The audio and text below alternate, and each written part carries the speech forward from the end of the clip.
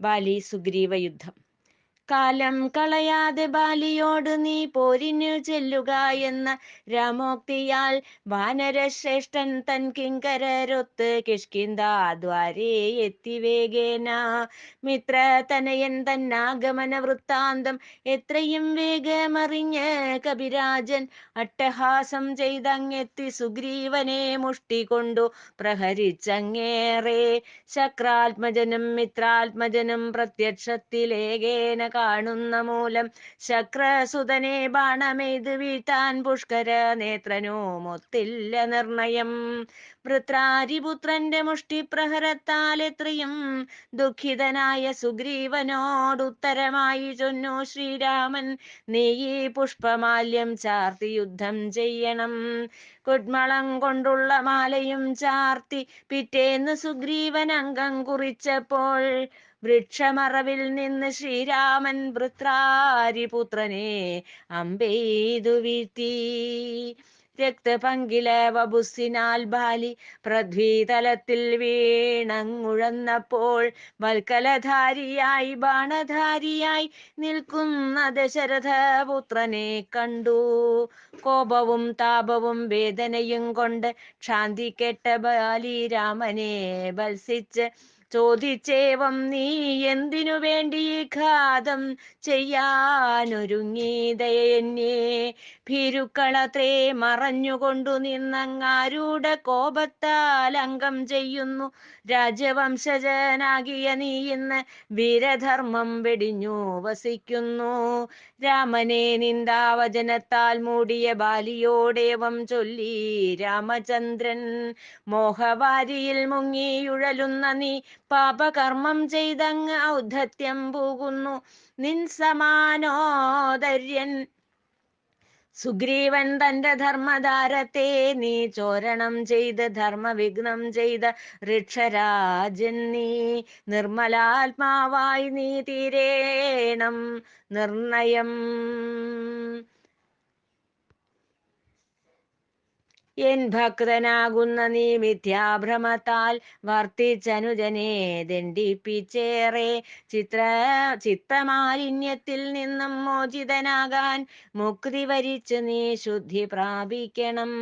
രാമവാക്യം കേട്ട് പുരന്ദരപുത്രൻ തൻ ചാബല്യത്തിൽ നിന്നുയർത്ത ഭ്രമങ്ങളെ മാറ്റി തന്നനുഗ്രഹിച്ച ശ്രീരാമനെ കൂപ്പുകൈകളാൽ വന്ദിച്ചിട്ടോതി, ഞാൻ അറിയുന്നു വിഭോ നിൻ മാഹാത്മ്യമെല്ലാം.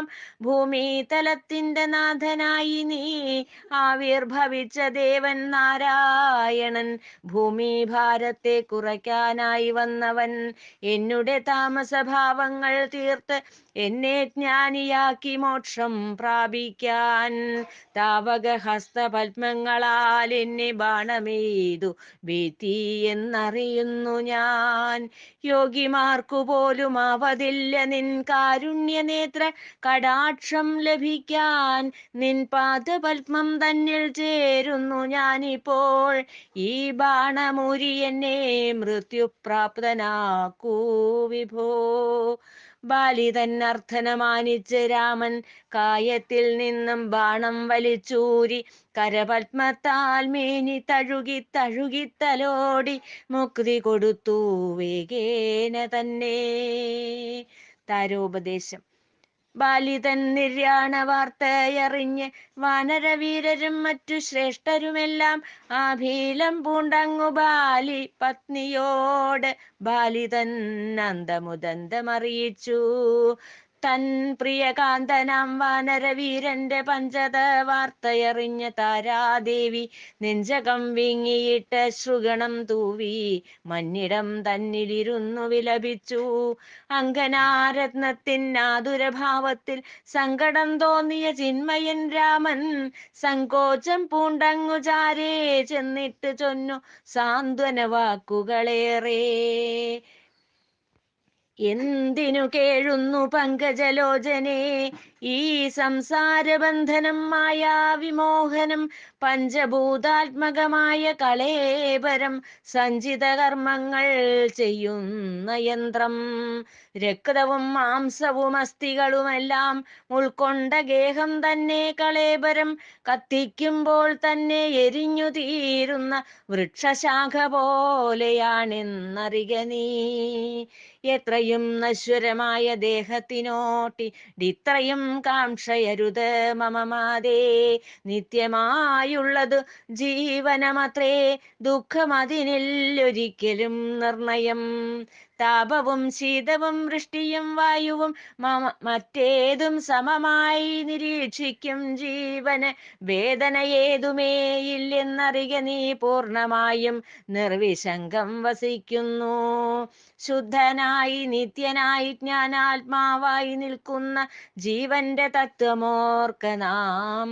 ദുഃഖിയായി കേഴേണ്ടതില്ല ഒരു നാളും, വ്യക്തതയോടെ ഗ്രഹിച്ചിടേണം നീ. മർക്കടബന്ധത്തിൽ മാത്രം ബാലിനിൻ ഭർത്താവായ ആരണ്യം തന്നിൽ വസിച്ചു കർത്തൃരൂരേണയുള്ള ബന്ധനം കർമ്മമൊഴിഞ്ഞപ്പോൾ തീർന്നെന്നറിഞ്ഞാലും.